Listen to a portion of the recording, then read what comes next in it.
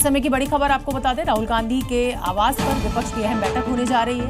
थोड़ी देर में राहुल गांधी के आवास पर एक महत्वपूर्ण बैठक आयोजित की जा रही है, जिसमें इंडिया गठबंधन के प्रमुख नेता शामिल होंगे। इस बैठक में वोटर लिस्ट रिवीजन प्रक्रिया के खिलाफ आगे की रणनीति पर चर्चा होगी। उपराष्ट्रपति चुनाव में उम्मीदवार उतारने पर भी चर्चा होगी। थोड़ी देर में राहुल गांधी के दिल्ली स्थित आवास पर ये बैठक होनी है। आज जिस तरीके से राहुल गांधी ने चुनाव आयोग को लेकर कई सवाल खड़े किए हैं, कई साक्ष्य उन्होंने कागजी दिखाए हैं, उस पर भी चर्चा मुमकिन है।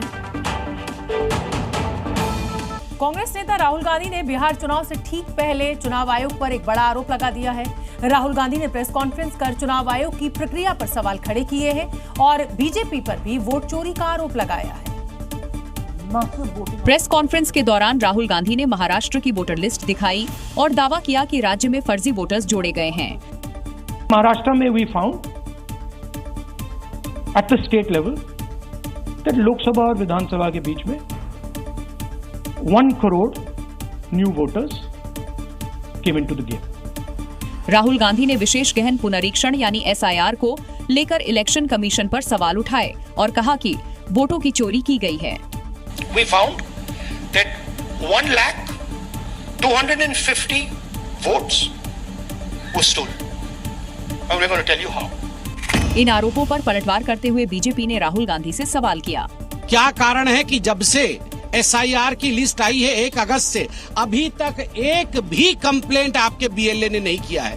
प्रेस कॉन्फ्रेंस करके इलेक्शन लड़ना है। कैश कांड में फंसे इलाहाबाद हाईकोर्ट के जस्टिस यशवंत वर्मा को आज बड़ा झटका लगा। सुप्रीम कोर्ट ने जस्टिस वर्मा की याचिका को खारिज कर दिया है, जिसमें उन्होंने उनके खिलाफ हो रही कार्रवाई को चुनौती दी थी। इसके साथ ही जस्टिस यशवंत वर्मा के खिलाफ महाभियोग चलाने का रास्ता साफ हो गया है, क्योंकि संसद के दोनों सदनों में महाभियोग का नोटिस दिया जा चुका है। मॉनसून सत्र के दौरान लोकसभा के 152 सांसदों ने जस्टिस वर्मा के खिलाफ लाए महाभियोग प्रस्ताव पर हस्ताक्षर किए, तो वहीं राज्यसभा में 54 सांसदों ने जज के खिलाफ महाभियोग प्रस्ताव का समर्थन किया।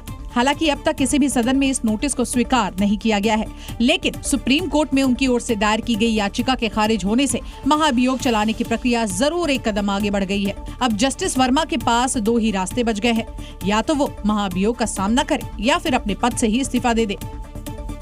मोकामा शूटआउट केस में पटना के बेऊर जेल में बंद अनंत सिंह ने जेल से बाहर आते ही बिहार की सियासत को गर्म कर दिया है। अनंत सिंह ने JDU से चुनाव लड़ने का ऐलान कर दिया है। पटना हाईकोर्ट से जमानत मिलने के बाद बाहर आए अनंत सिंह के जेल से बाहर आते ही उनके समर्थकों का जोश हाई हो गया है।